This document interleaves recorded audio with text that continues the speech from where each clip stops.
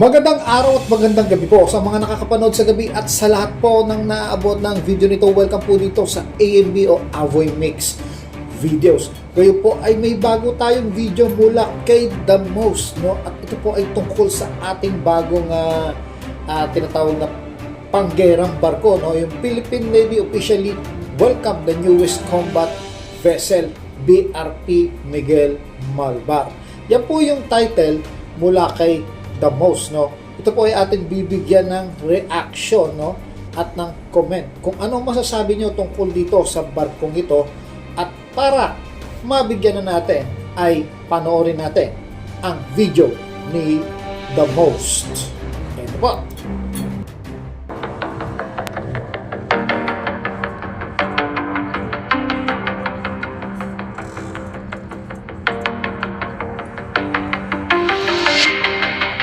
On April 8, 2025, the Philippine Navy officially welcomed its newest combat vessel, the BRP Miguel Malvar, FFG-06.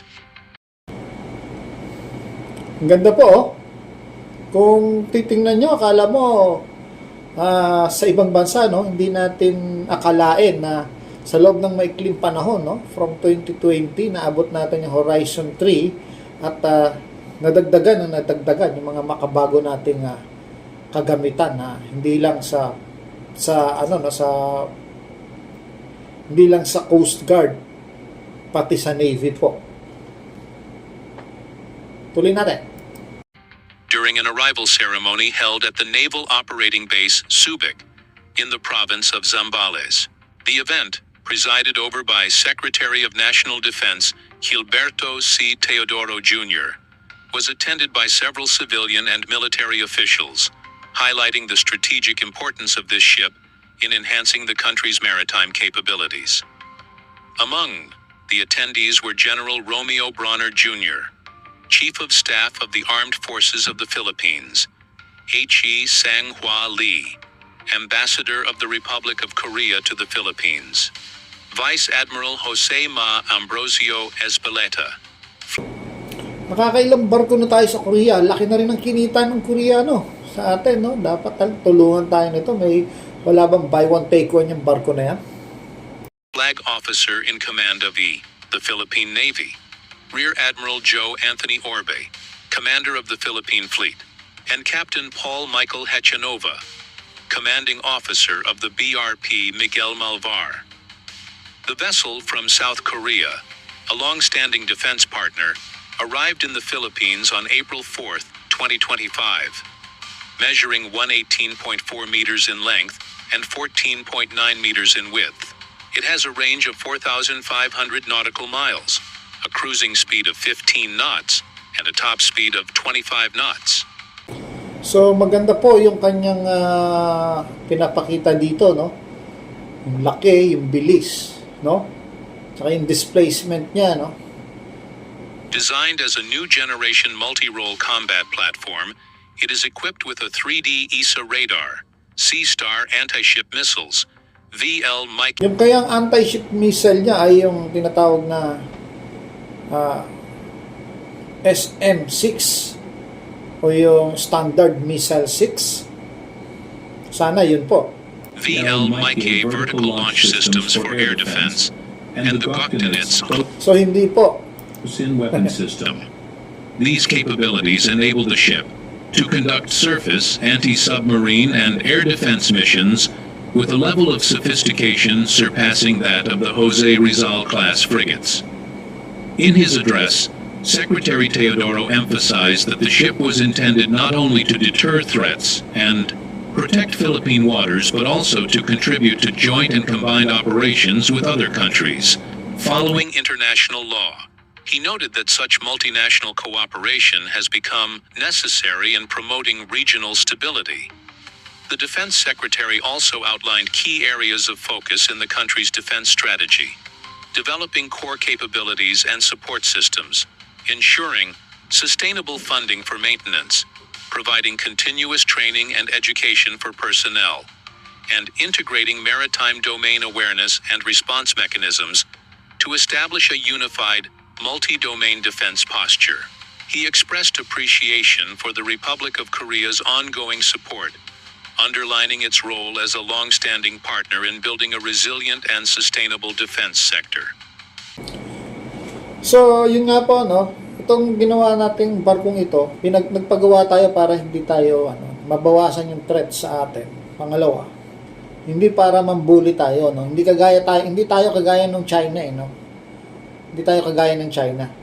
Ginawa ito para sumunod tayo, no? At i-implement yung international law kasi no one's above the law, no? Hindi kagaya ng ginagawa ng China, nagpalakas sila para mambarako at manako. No? Tuloy natin. He specifically acknowledged the capital investments that have contributed to both capability building and structural resilience. The BRP Miguel Malvar is the first of two ships in a new class of frigates intended to strengthen the Philippine Navy's surface fleet. It now enters a phase of further testing and crew training, which is essential before achieving limited operational capability status.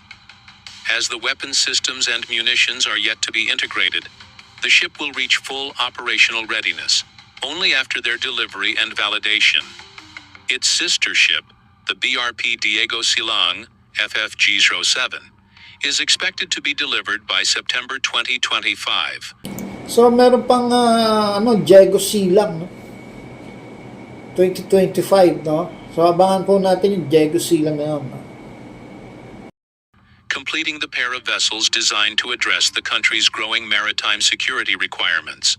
The arrival of the Miguel Malvar is part of the broader armed forces of the Philippines Modernization Program, which aims to equip the military with more modern and adaptable assets in response to current geopolitical challenges. The official arrival of the Miguel Malvar in Subic represents a significant step in the ongoing enhancement of the Philippines' naval capabilities. With its multi-role configuration, the vessel contributes to the Philippine Navy's operational development and reflects the implementation of strategic defense partnerships, particularly with South Korea. This milestone comes at a time when the country continues to adapt its defense posture to a regional So, context. yung mga nakikita nyo dyan sa video ngayon, yan po yung mga plano ng mga bibilhin barko at kukumpletuhin, no, hanggang sa Horizon 3. Marked by persistent maritime security concerns. With the arrival of BRP Miguel Malvar, the Philippine Navy sails into the future, stronger, smarter, and more capable than ever before.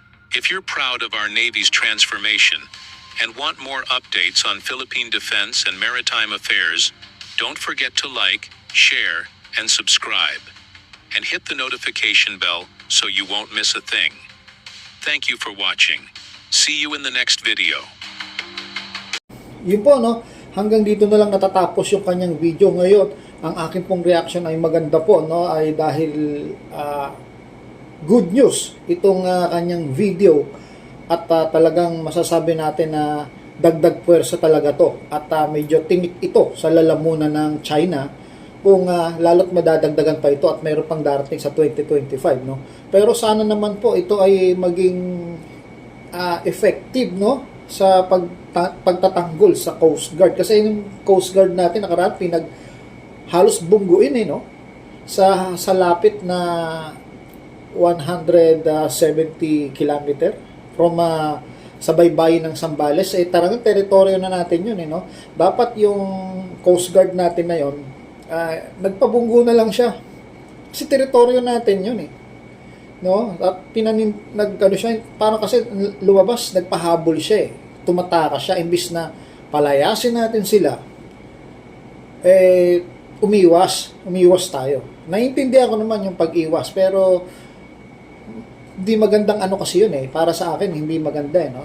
Pero pinalalayas ka sa sarili mong teritoryo, no, at hinahamon ka. Sana nagpabunggo na lang sila, no. Hindi naman siguro magiging dahilan ng paglubog yun, no? Kasi ito yung paraan para sumaklolo yung tinatawag natin na mga navy natin, na para ipakita sa China na hindi tayo natatakot at lalaban tayo, no? Kasi yun, maliwanag yun. binubunggo tayo sa sarili nating teritoryo, no? At maliwanag, sila po ay mga Coast Guard. Pero tumatakbo sila, no? Umiiwas sila. So magaling. Magaling yung kapitan nun kasi hindi siya halos abutan eh. Pero nailigtas niya yung crew niya, nailigtas niya yung tinatawag natin yung barko. Alam natin medyo may kamahalan talaga ang barko na yon at mga bago yan.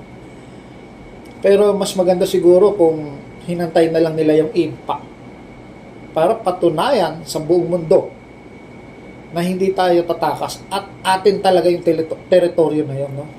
At dapat malapit lang sa Zambales yan eh. Dapat malayo pa lang nakatawag na tayo ng tinatawag na saklolo sa Navy o iba pang Coast Guard na para hindi nangyari yung mga ganon. So yun lang po ang akin at opinion ko lang po yun, no? At sana hindi na maulit po yun, no? Kasi kung lagi na lang tayong bubulihin sa ganung baybayin na natin, dapat tayo yun ang bubunggo sa kanila eh, no? Para lumayas. Iulit-ulitin nung kalaban niya ng China. At parang kahihiyan po yun sa ating bansa. At sino mang makakapanood, kahihiyan po yun. Maigi na yung lumubog na yung barko natin at ready sila para i-abandon yung barko. At talagang malaking impact yun sa China, no? Isang malaking impact yun. Biruin mo, binangga nila tayo sa teritoryo natin at labag sa batas. Hanggang dito na lang po. Maraming salamat po.